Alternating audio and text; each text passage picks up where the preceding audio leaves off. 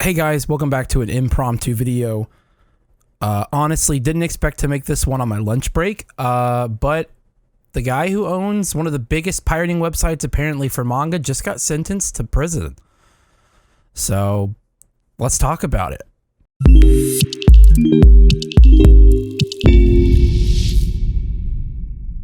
Basically, from a couple articles that I'm reading, he ran a huge website which has inflated numbers, I'm sure.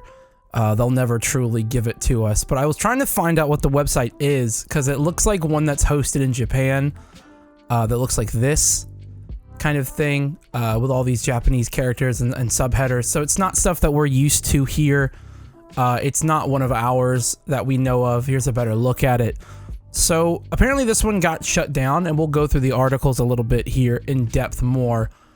But it looks like the 29-year-old man was sentenced Wednesday to 3 years in prison for operating a manga website that allowed people to read pirated copies of popular comics such as One Piece, which is pretty standard. And the Fukuoka District Court found Romi Hoshino guilty of copyright infringement for running a website called Manga Mura, which is believed to have caused the manga industry losses of over 300 billion yen, imposing a fine of 10 million yen. Okay. Let's see. Ordered the confiscation of some 62 million yen in criminal proceeds Hoshino had concealed in overseas bank accounts. That's hilarious.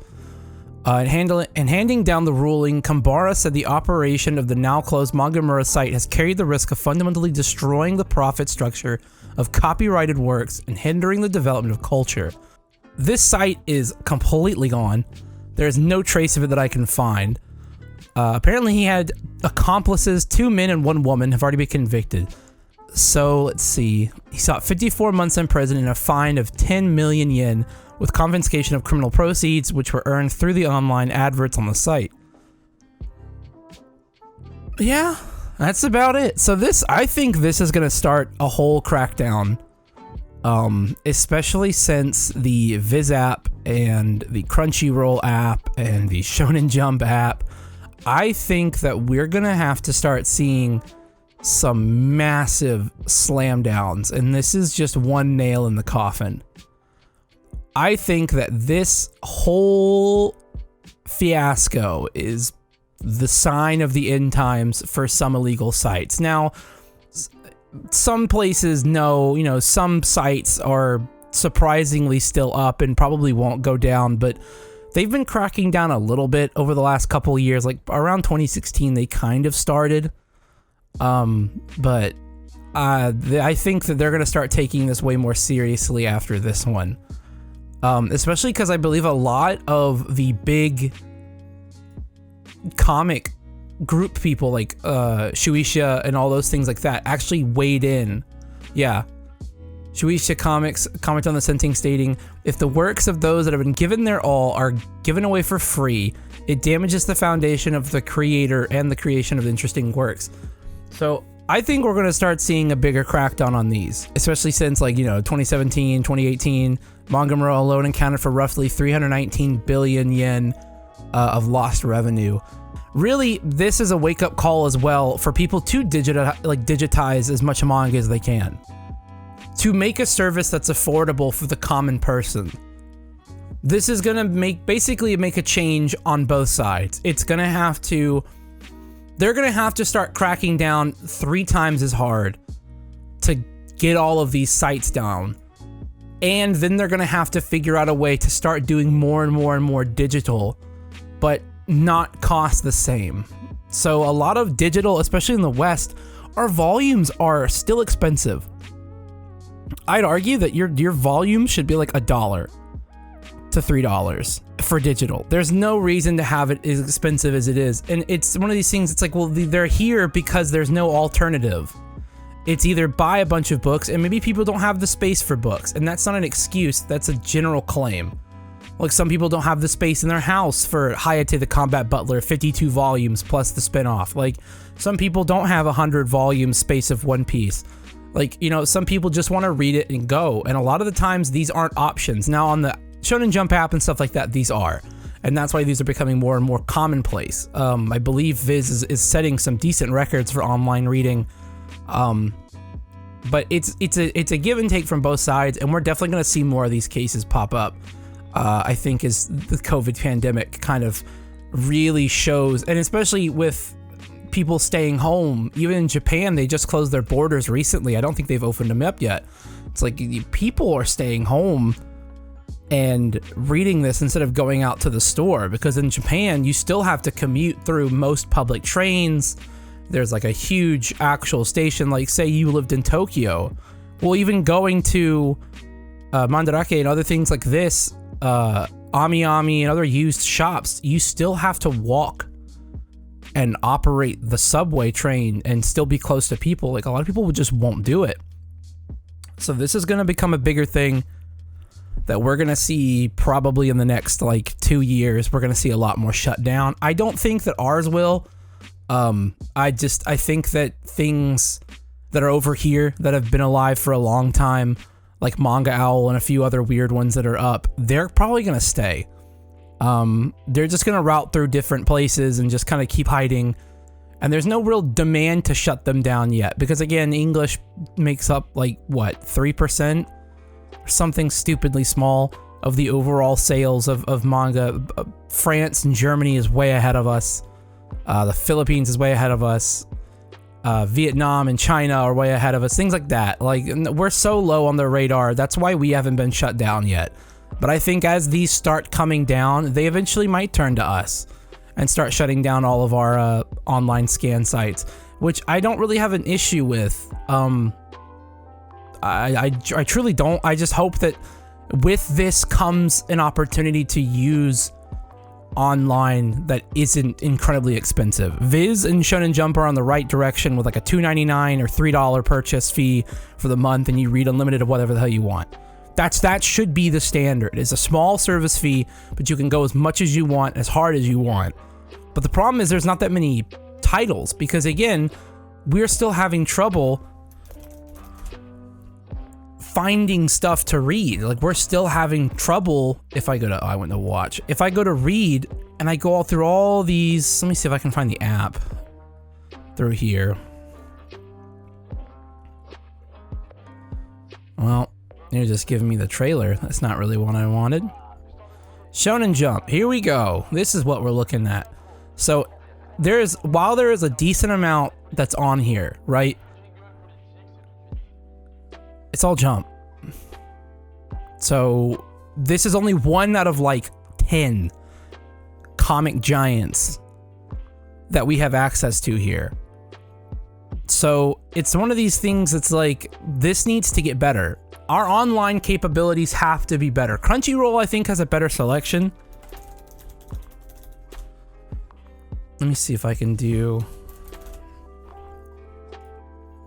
Oh, well. It's not... That's not rated highly. Let me see what options they have. Do they even have a catalog? I guess they do. Okay. So... See, they have a decent catalog of stuff that we don't have on the Viz app. But that's it. That's it. There's no way that's it.